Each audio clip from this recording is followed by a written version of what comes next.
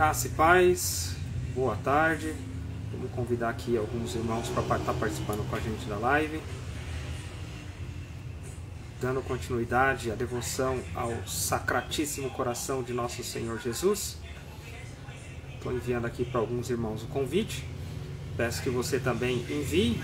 Vai clicando aí em envie para os seus contatos, para que outros também possam experimentar desta devoção tão querida por Nosso Senhor Jesus. Mas hoje nós não vamos rezar o terço ao Sacratíssimo Coração do Senhor. Eu quero falar um pouquinho para vocês sobre a vida de Santa Margarida Maria de Alacoque, ela que é conhecida como Apóstola do Coração de Nosso Senhor. Acho que já deu, acho que já marquei aqui o pessoal. Muito bem. Então nós vamos estar falando sobre Santa Margarida Maria de Alacoque, ela que é conhecida como Apóstola do Coração de Nosso Senhor Jesus. Seja bem-vinda, irmã. Deus abençoe. Obrigado por participar aqui com a gente. A família Bethsaida te acolhe. Seja bem-vindo. Bom, quem foi Santa Margarida Maria de Alacoque? Margarida Alacoque, ela nasceu em França a 22 de julho de 1647, na Borgonha, onde o pai ele era notório real e foi batizada no dia 25 do mesmo mês. É interessante, nasceu no dia 22 e no dia 25, 3 dias depois, ela já foi batizada. A graça divina reinou desde então, soberana, na alma inocente desta criancinha privilegiada. Boa tarde. Então a gente vê aqui que Santa Margarida era uma criança privilegiada, né? E louvado seja Deus pela vida dela. Quero só afirmar aqui para você que está entrando agora, que nós estamos no mês de junho, que é dedicado ao Sacratíssimo Coração de Jesus. Por isso estou falando hoje de Santa Margarida, e é um mês inteiro dedicado ao coração de Jesus. Dentro da história aqui, de se aprofundar um pouco no conhecimento desta santa, você vai ver quando o Senhor pediu para que se fosse propagado essa festa, tá bom? Em alguns trechos aqui você vai compreender sobre isso, tá? Vou continuar aqui a história dela. Na idade de 4 anos, a pedido da nobre madrinha, foi levada para o castelo de Courchevel, onde o luxo e os prazeres da alta sociedade não puderam empanar-lhe o brilho da inocência, nem sequer puderam prejudicar-lhe os maus exemplos e o perigoso contato com uma criada pouco cristã, a qual tinha sido confiada. Mas olha que interessante. Boa tarde, meu amor, seja bem-vinda. Olha que interessante. Ela foi confiada a uma criada pouco cristã. Porém, olha só.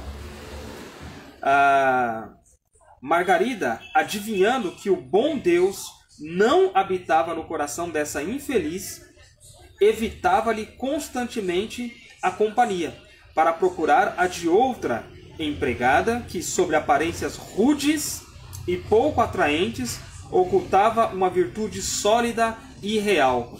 E aqui é interessante, porque de fato não tem por que nós ficarmos caminhando, né, com pessoas que não têm a mesma essência, a mesma caminhada, que não queiram buscar. Eu estou falando que o cristão em si ele é melhor ou deve ser melhor que o outro. Não, não é isso. Mas se a pessoa não quer ter uma vida na graça, não quer conhecer a Jesus Cristo, não tem por que a gente andar com ela. Diga, com quem andas e direi quem tu és. Mas Jesus andava com os pobres. Paulo disse que se fazia pobre, se fazia enfermo, se fazia ladrão, né? Ele ganhava o coração dessas pessoas, assim como Cristo ganha o coração destas pessoas, como ganhou o meu, como ganhou o teu coração também. Nós não viemos de uma vida, muitos de nós não viemos de uma vida predestinada. Talvez viemos como Santo Agostinho, de uma vida de pecado, como São Camilo de Leles, né, que era soldado, mas também tinha uma vida totalmente pecaminosa, né? Claro que há almas prediletas né, predestinadas, como São Padre Pio, por exemplo, como Santa Teresinha do Menino Jesus, como São Luís e Santa Zélia Martã, mas há almas que precisam lutar, ser trabalhada e muito para alcançar o reino dos céus. Talvez seja o meu e o seu caso de conversão, que temos que romper com o pecado mortal, temos que também contra o pecado venial, mas ainda assim nas nossas imperfeições nós precisamos lutar e sofrer muito para vencê-las, para ser pessoas talvez melhores. Então, Santa Margarida, observando que esta não quer uma vida na graça e esta outra tem as virtudes a qual eu também busco, então eu vou me aproximar de quem? Eu vou caminhar com quem? Com aqueles que querem ver a mesma caminhada que eu, que querem alcançar o reino dos céus. E como é bom encontrar irmãos e famílias que queiram viver a mesma coisa que você quer viver também, alcançar uma vida na graça. Continuando então um pouco aqui da história de Santa Margarida, o maior prazer da menina era rezar na capela do castelo, aproximando-se então o mais possível do tabernáculo. Ela tinha esse prazer pela oração, ela desejava essa intimidade com o Senhor Jesus por meio da oração. E muitas vezes aqui no canal, no nosso ministério, enfim, a gente prega, anuncia para vocês e exorta, mas sabendo que a exortação chega primeiro no nosso coração. A questão da confissão, a questão da piedade, a questão da devoção, como nós estamos vivendo aqui, também da caridade, que é muito importante, chega primeiro no nosso coração e nós devemos lutar para isso e pedir para Deus que tenhamos esse desejo, esse entusiasmo pela vida de oração. Cedendo aos impulsos do Espírito Santo, repetia continuamente, sem talvez mesmo compreender o que dizia. Olha a oração dela. Ó meu Deus, consagro-vos minha pureza e faço-vos o voto de perpétua castidade. Ela buscando a rainha das virtudes, a pureza e a castidade, que é um caminho do controle das paixões, dos domínios de si, né? Não envolve somente a questão sexual, mas todas as paixões que compõem dentro do homem, elas precisam ser dominadas, para ela não dominar. Porque se o homem se deixar dominar pelas suas paixões, de fato, ele vai encontrar aí a escravidão, a tristeza, a frieza de coração. Assim, cumulava Jesus das bênçãos de sua doçura celeste e assinalava ciosamente com seu selo divino. O que fora no castelo em Courchevel, continuou Margarida a ser em Lautcourt, quando regressou à casa paterna. Tinha como única ambição, olha a ambição dessa menina, ocultar-se a todos os olhares para melhor gozar de seu Deus. Ela queria ter intimidade, ela queria estar sozinha com o Senhor, o teu Deus. Sabia o segredo de viver em perpétuo holocausto, e as primícias das suas mortificações corporais já deixavam prever a sede de sofrimentos que um dia lhe devoraria a alma. Não tardou, aliás, que a cruz se lhe plantasse no coração generoso. Com a morte do pai, foi internada no pensionato das Clarissas, onde fez a primeira comunhão, com cerca de 9 anos de idade. Uma moléstia estranha apoderou-se-lhe do organismo, sendo forçada a deixar as boas irmãs e as caras condiscípulas, que tanto a amavam. Durante 4 anos esteve sob o jugo desses sofrimentos inexplicáveis. Então, ela tomou a primeira comunhão com 9 anos de idade. Depois se apoderou dela uma moléstia, uma enfermidade que durou por 4 anos, por pelo menos 4 anos. Então vamos tomar aqui que foi seguida a comunhão dela. Ela tinha 9, 10, 11, 12, 13 anos. Nós estamos falando agora da vida de Santa Margarida Maria de Alacoque. Margarida fez então o voto à Santíssima Virgem de pertencer um dia ao número de suas filhas se a curasse. A Mãe de Misericórdia restituiu-lhe logo a saúde.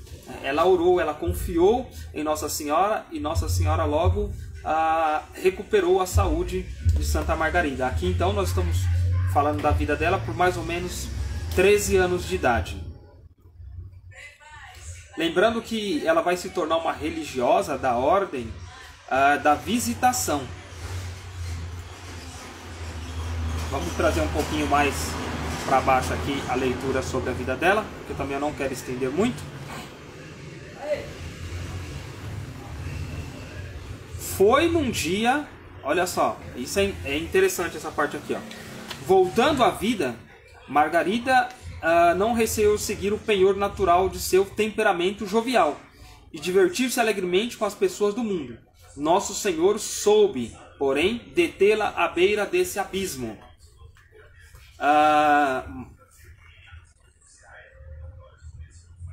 Aí aqui, depois desse período, né, onde ela recobra a saúde dela, ela tem o penhor, né, natural do seu temperamento, do seu ser jovial, do divertimento alegre, enfim.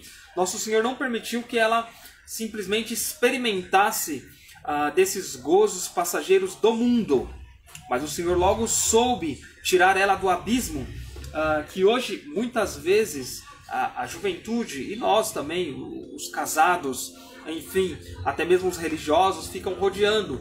Quem rodeia o buraco, nele acaba caindo.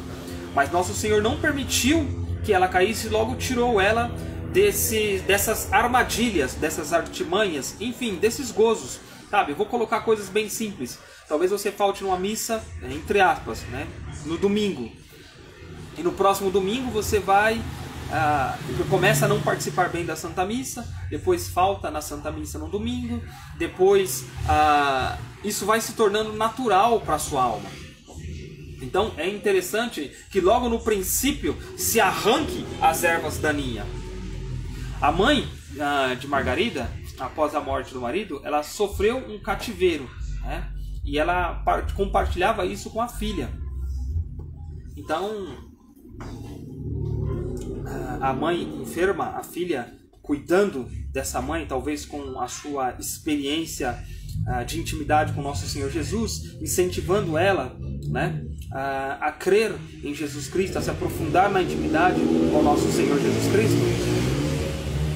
Vou ler para vocês na íntegra para chegar nos finalmentes.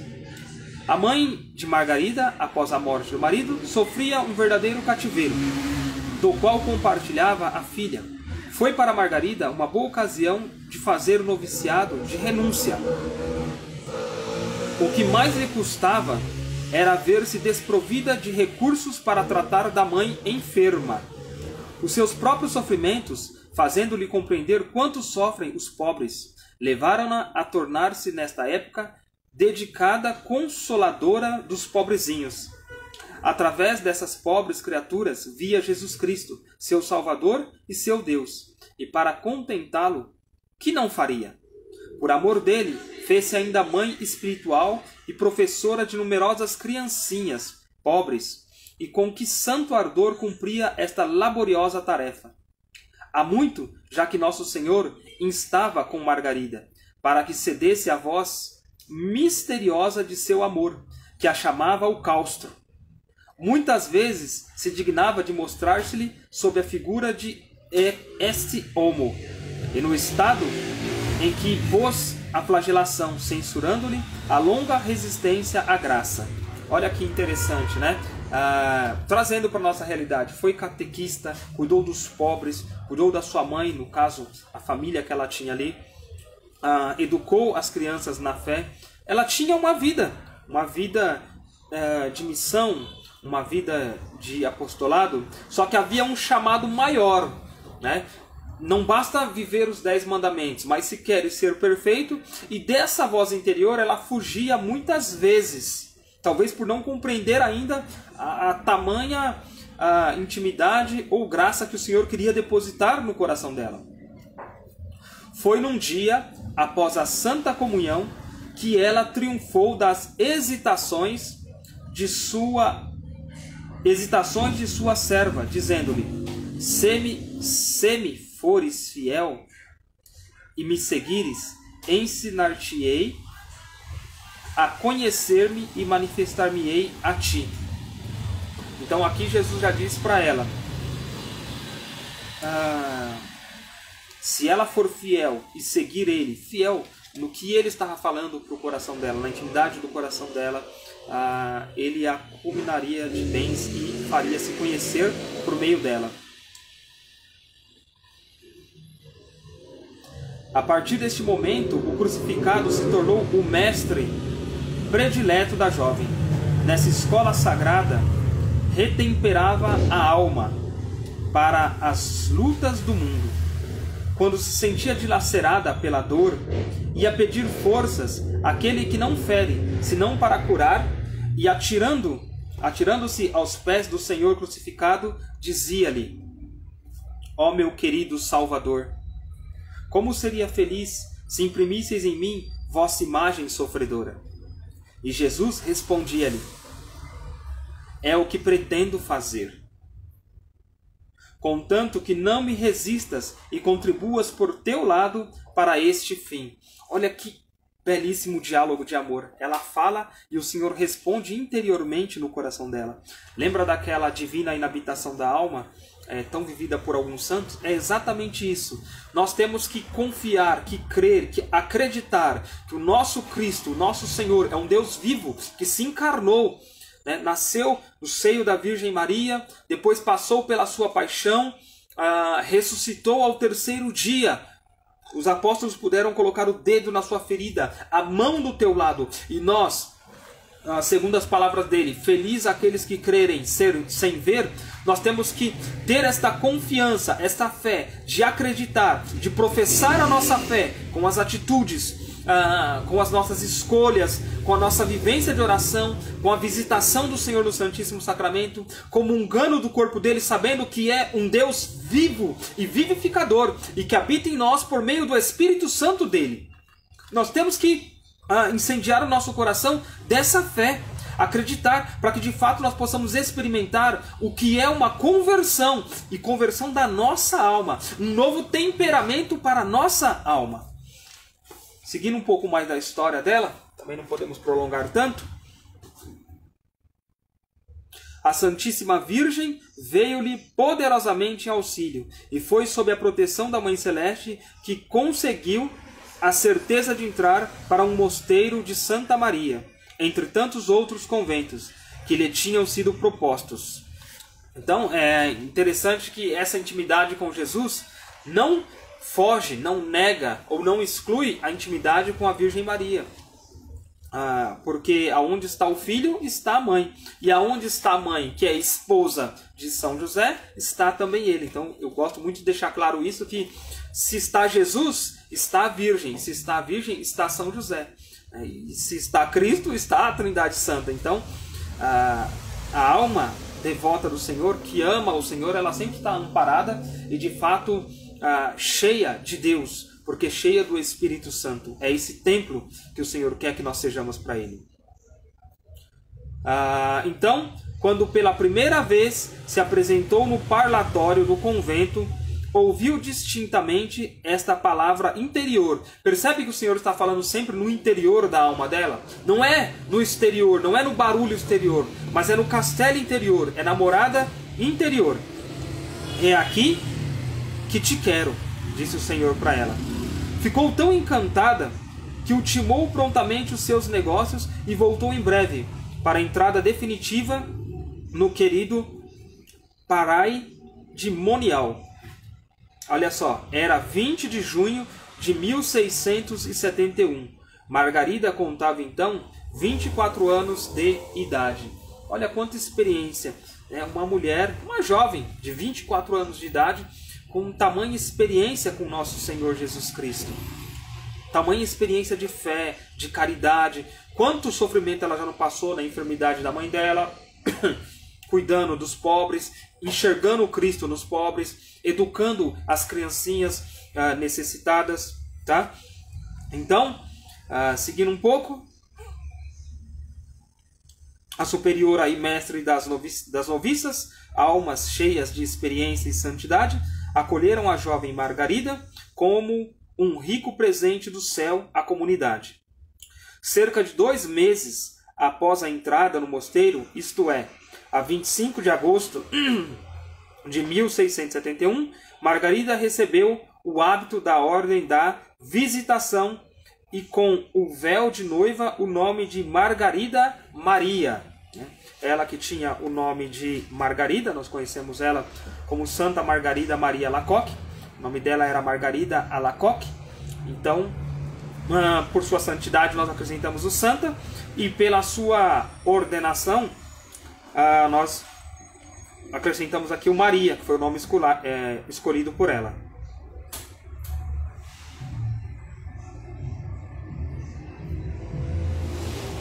Cumulada de graças extraordinárias da parte do Salvador, Irmã Margarida Maria tornou-se ao mesmo tempo um objeto de um tratamento severo da parte das superioras, querendo estas experimentar se o espírito que a animava era bom ou suspeito.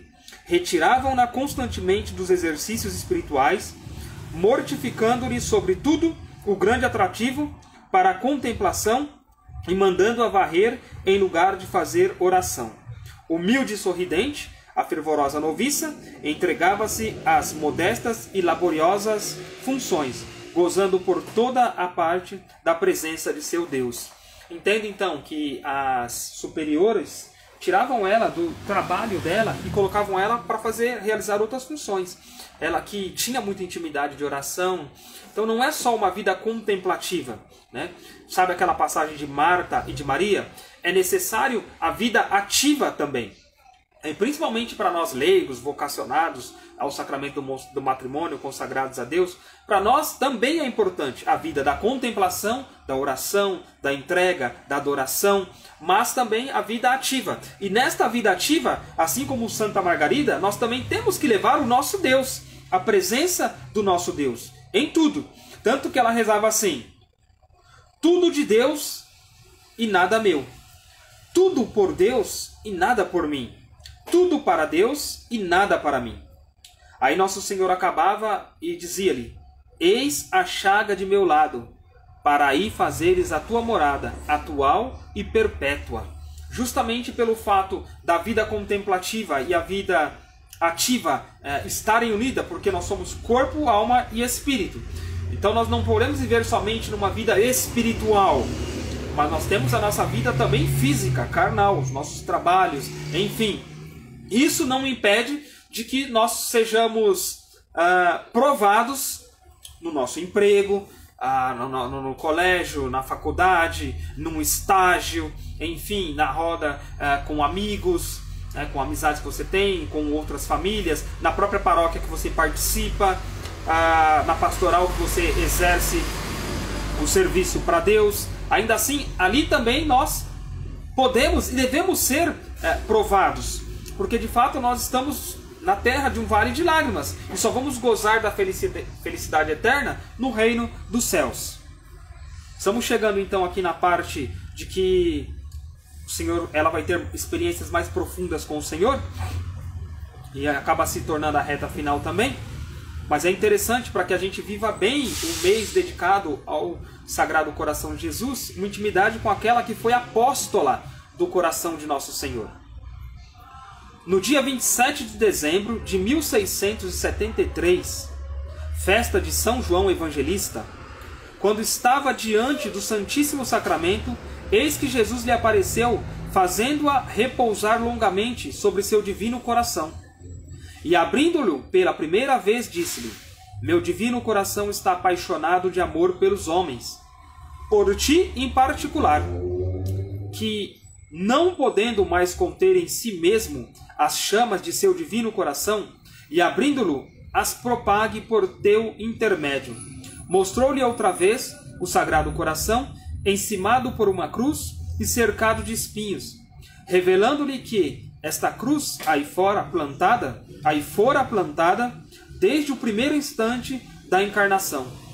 Assegurou-lhe, em seguida, que tinha especial prazer em ser honrado sob a figura desse coração de carne, cuja imagem desejava que fosse exposta em público, para atrair sobre os homens toda espécie de bênçãos. Se você for lá no programa Família Lugar da Bênção de Deus, você vai encontrar um programa quando nós falamos sobre, com o tema Milagres Eucarísticos. Nós apresentamos diversos milagres eucarísticos e é interessante a gente reconhecer que dentro dos milagres eucarísticos sempre se encontra o miocárdio, que é uma parte do coração. O Senhor nos dá, o Senhor se mostra para nós por meio deste coração cheio de amor. Queixou-lhe ainda em outro dia, Jesus, que ninguém se esforçava por saciar-lhe a sede ardente que tem, de ser honrado pelos homens no Santíssimo Sacramento. Pedindo-lhe que reparasse, quando pudesse, esta ingratidão, que lhe era mais sensível que tudo, quanto havia sofrido na paixão.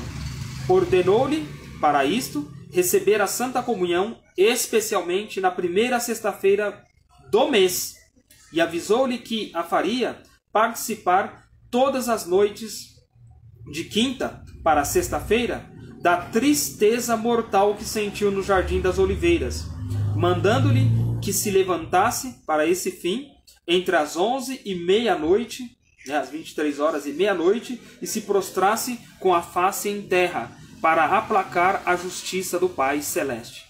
E, irritado contra os pecadores, era a devoção da hora santa que assim se lhe revelava. Santa Margarida Maria revelou tudo à superiora, cujo consentimento nosso Senhor desejava. Esta, porém, olha só a atitude da superiora, começou por humilhá-la o mais possível com grande prazer.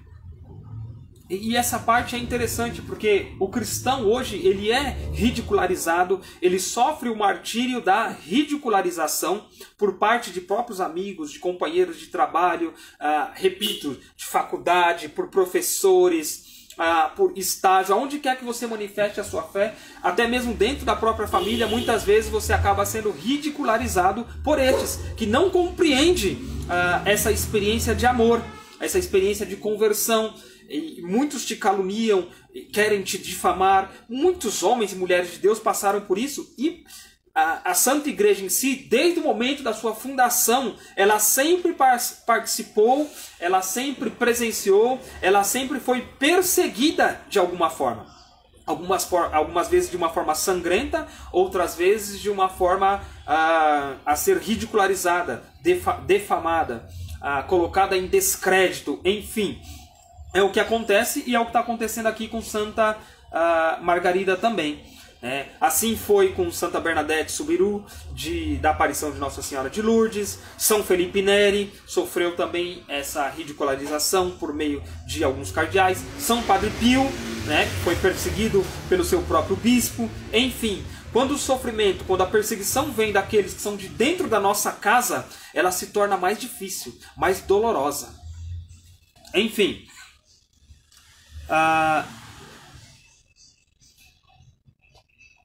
olha só, então, Jesus se apresenta, então, mesmo mediante esses sofrimentos, apresentou-se-lhe de novo Jesus em junho de 1675, durante a oitava do Santíssimo Sacramento, e descobrindo-lhe o seu divino coração, disse-lhe: eis aqui este coração que tanto amou os homens, que nada poupou, até se esgotar e consumir para testemunhar-lhe o seu amor. E em troca, não recebo da maior parte senão ingratidões, irreverências e sacrilégios, friezas e desprezos, que tem para comigo neste sacramento de amor. Mas o que me é mais sensível é que são corações que me são consagrados.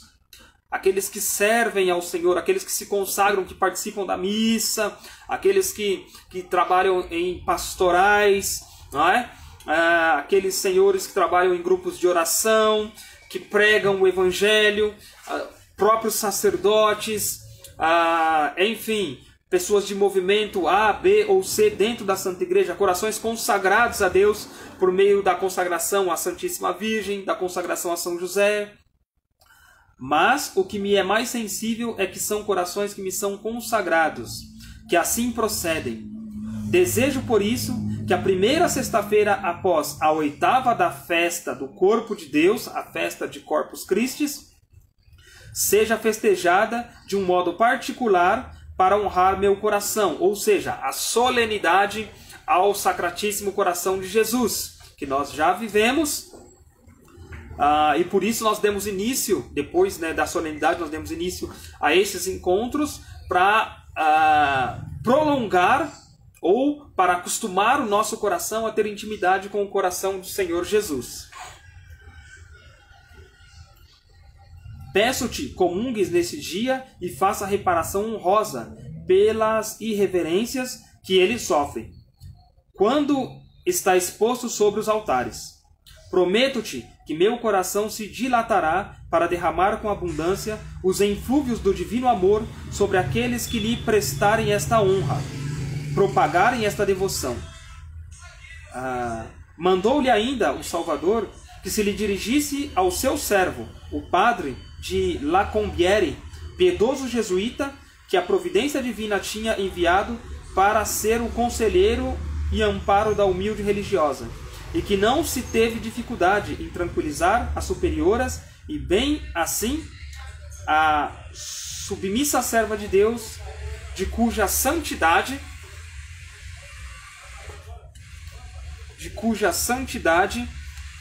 eminente estava convencido.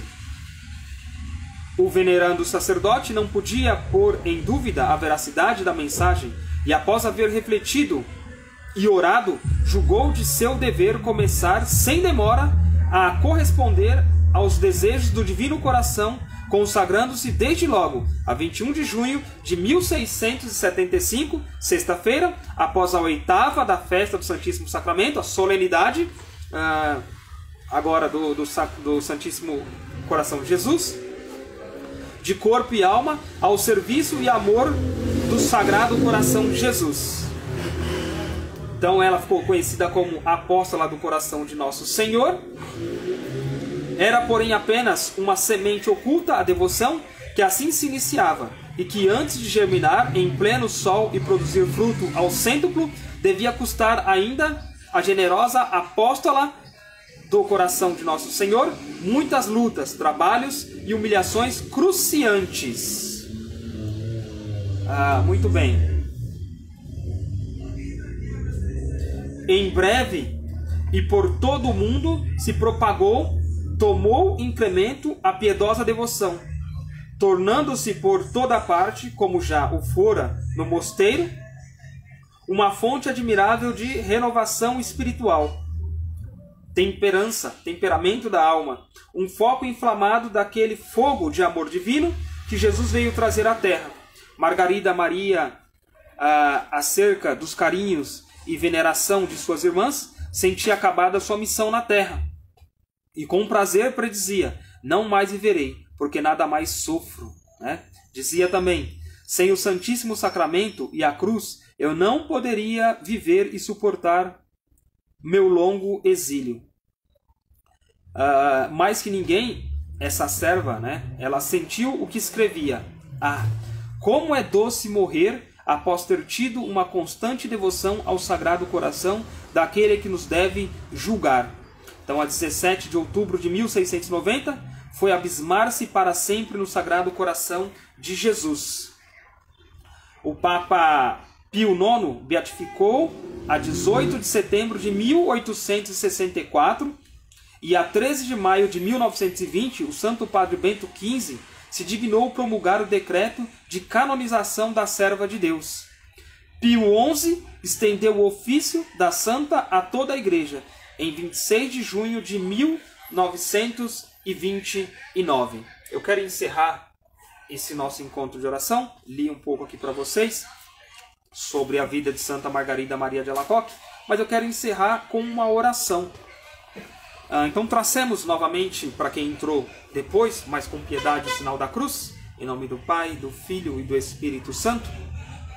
Senhor Jesus Cristo, que de uma maneira admirável vos dignastes revelar à Santa Virgem Margarida Maria as insondáveis riquezas do vosso coração, concedei-nos, pelos seus méritos e a sua imitação, que, amando-vos em tudo, acima de tudo possamos ter uma mansão no vosso coração. Ó, vós que sendo Deus, viveis e reinais.